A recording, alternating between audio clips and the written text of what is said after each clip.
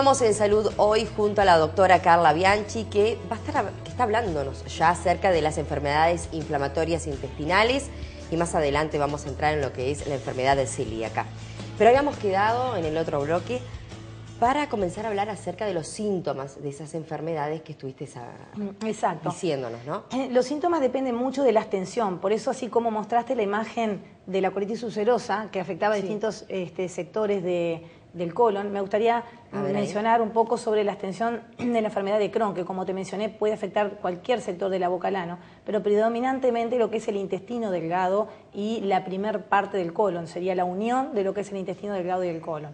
Pero también puede afectar otros sectores muchísimo menos frecuentes, como es el esófago y el estómago, porque un poco la extensión va a determinar también qué tratamiento vamos a seguir. Y entrando ya en los síntomas, yo te decía que los síntomas van a depender de la extensión y de la severidad, pero característicamente la colitis ulcerosa, que afecta el colon, como la lesión característica son las ulceraciones, el paciente lo que presenta generalmente es sangrado. Puede ser diarrea con sangre si está todo el colon o un sector extenso del colon afectado, o si no puramente expulsión de sangre roja. La sangre para nosotros es un signo de alarma y eso es una cosa que yo quiero transmitir a la gente. Un trastorno funcional como el colon irritable no sangra. Tampoco todo sangrado tiene por qué ser un cáncer de colon ni una enfermedad inflamatoria intestinal. La patología hemorroidaria es la causa más frecuente de sangrado, pero dilucidar eso lo determina un estudio. Entonces, el paciente lo que tiene que tener en concepto es que el sangrado es un signo de alarma. Cuando uno ve sangre tiene que consultar al médico. Y la sangre, el sangrado es la característica de la colitis ulcerosa, la urgencia defecatoria, lo que llamamos nosotros tenesmo, la sensación de evacuación incompleta, la expulsión de mucosidad, que es la traducción de la inflamación del intestino con las materias o con la sangre.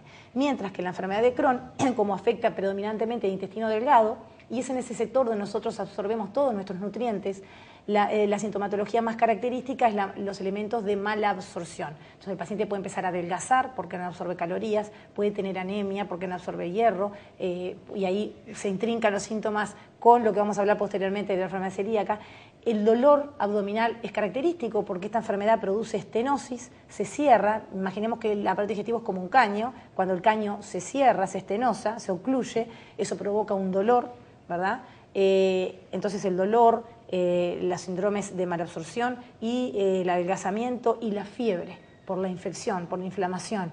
Esos son signos característicos que diferencian una y otra. Por supuesto que cuando hay fistulizaciones, ¿verdad? Sí. Expulsión se fistuliza, por ejemplo, el intestino con la vejiga o con la vagina, se expulsa por la vagina materia fecal, o se fistuliza a pared abdominal y uno puede tener expulsión de materia por la propia pared abdominal. ¿Esta planilla de qué es? Esto, bueno, justamente marca un poco la diferencia de los síntomas y lo que yo te mencionaba en rojo, que la diarrea con sangre, mucosidad y urgencia defecatoria y sensación de evacuación incompleta es la característica de la colitis ulcerosa, mientras que el Crohn puede dar una diarrea crónica porque afecta el intestino delgado y el colon, con dolor abdominal que es característico, ni que hablar si hay fístulas y abscesos, que son colecciones de pus adentro por la intensidad del componente inflamatorio, para que tengas una idea, la fiebre que traduce esa inflamación y esos abscesos, esas colecciones, y el adelgazamiento cuando el paciente deja de absorber si el sector es muy extenso, ¿verdad? Déficit de vitaminas, déficit de nutrientes esenciales. Esas serían las diferencias más importantes. Y como te decía, un 10% que quedan sin aclarar y es el tiempo de los síntomas los que nos diferencia.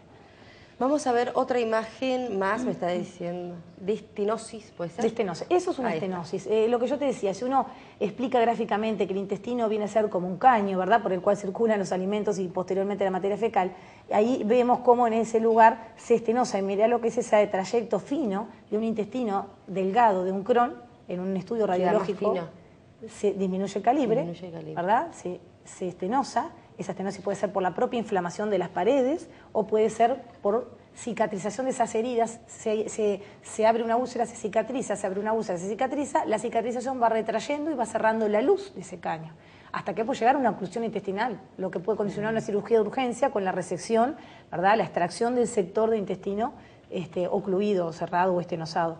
Es decir, con esos síntomas vamos al médico. ¿Qué tratamiento se lleva adelante, Carla? Bueno, el tratamiento creo que primero que nada sería el objetivo, o sea, ¿por qué tratamos estas enfermedades? Primero porque una inflamación librada a su evolución aumenta el riesgo de malignidad, ¿verdad? Aumenta el riesgo de cáncer, a diferencia de un trastorno funcional como hablábamos del colon irritable, que no hay una lesión potencialmente malinizable. Por otro lado, el objetivo de tratamiento de estas enfermedades es la curación de esa inflamación, evitar que esa inflamación vuelva, porque la característica de las enfermedades es la recidiva. Estas enfermedades son de síntomas recidivantes, intermitentes, entonces es evitar la recidiva. Todo eso para mejorar la calidad de vida del paciente, porque una cosa que no mencionamos es que estas enfermedades, si bien se pueden presentar a cualquier edad, predominantemente predominan en el adulto joven, y si pensamos que el adulto joven es el que está en edad estudiantil, el que está en producción, en edad de productividad laboral, eso afecta muchísimo la vida del paciente, ¿verdad? En etapa reproductiva, ¿verdad? Afecta mucho la vida personal de ese paciente y la sociedad, porque son pacientes que faltan muchísimo a los trabajos.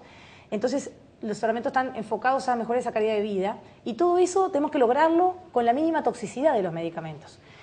Existen varios medicamentos para estas enfermedades. Empezamos con medicamentos antiinflamatorios suaves, como es la mesalazina. Podemos llegar a necesitar inmunosupresores, porque como yo te explicaba, es una enfermedad que tiene un tema de la inmunidad de fondo exagerada contra nuestro propio intestino, nuestro propio aparato digestivo. Entonces tenemos que bajar esa inmunidad, y eso lo logramos con lo que llamamos inmunodepresores, que son medicamentos muy buenos para regular eso, pero tienen otros efectos colaterales, porque si yo te bajo la inmunidad en forma exagerada, también quedas expuesta al riesgo de infecciones, ¿verdad? Entonces tenemos que lograr ese equilibrio entre controlar la inflamación, pero no aumentar los riesgos. Y podemos llegar a otro tipo de agentes inmunosupresores, que son los agentes biológicos, que esto lo quiero mencionar porque hoy ha salido en la radio pacientes con colitis ulcerosa reclamando la medicación. Son medicamentos que son para los casos más severos y refractarios, que hoy por hoy el Fondo Nacional de Recursos los cubre para la enfermedad de Crohn, que se pensaría que son los únicos medicamentos que están atacando de raíz, ¿verdad? La génesis, ¿verdad? Y los factores que la condicionan.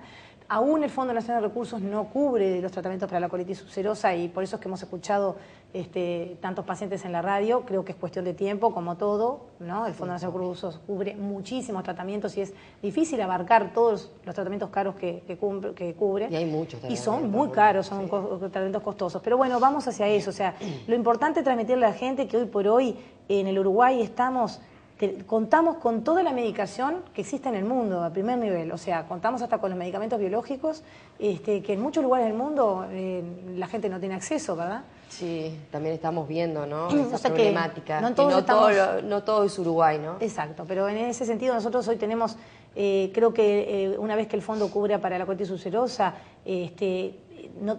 contamos con todo el arsenal terapéutico necesario para el manejo de estas enfermedades. Y no olvidar que la cirugía sigue siendo un pilar fundamental, que muchas veces, en muchos casos, es necesaria, y bueno, cuando es necesario indicarla, hay que hacerla, ¿verdad? Y en otros casos, bueno, si hay refractaridad al tratamiento médico, la indicamos. En otros casos, como te decía, en el caso de una oclusión intestinal, hay que levantarla quirúrgicamente. Un medicamento no puede ocluirlo si hay una estenosis fibrótica de la enfermedad.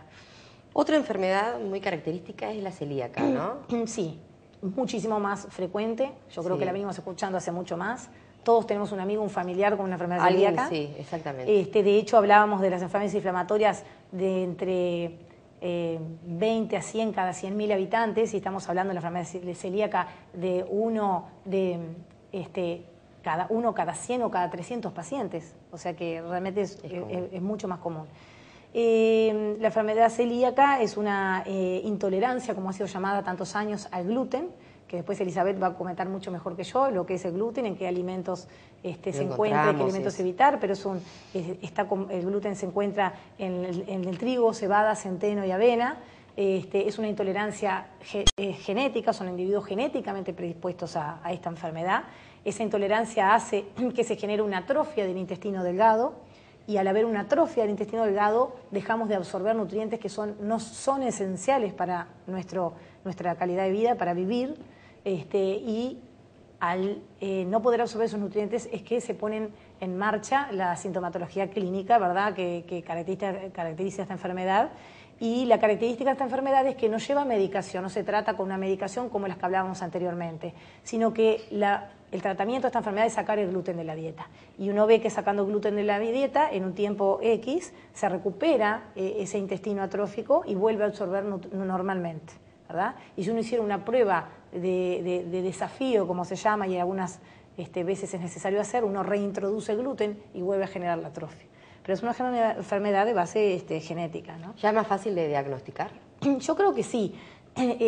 Como vamos a ver, una de las imágenes características es la imagen del iceberg. El iceberg traduce, objetiviza claramente que lo que está por arriba del agua son los casos que diagnosticamos, aquellas enfermedades celíacas que son sintomáticas, floridas, clásicas, la forma de presentación, pero nos queda por abajo de la línea del mar un sector del iceberg que es muchísimo mayor que el que está por arriba de la línea del mar, que serían los casos no diagnosticados, que es la enfermedad celíaca que llamamos subclínica u oligosintomática, que no se presenta con los síntomas característicos, entonces se retarda el diagnóstico, ¿verdad?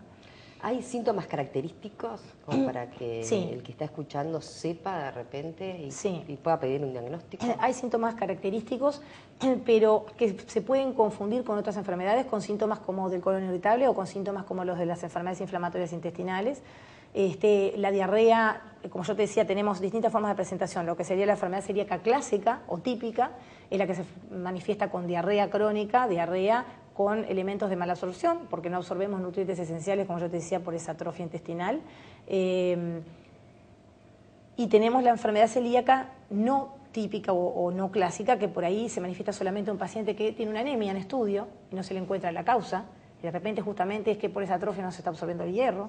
A veces las pacientes tienen historias de abortos reiterados o de infertilidad y se estudia desde el punto de vista ginecológico, no se tiene en cuenta que la enfermedad celíaca, por esa mala absorción de nutrientes esenciales, hace que se genere esa infertilidad, ¿verdad? O que se pierdan esos embarazos.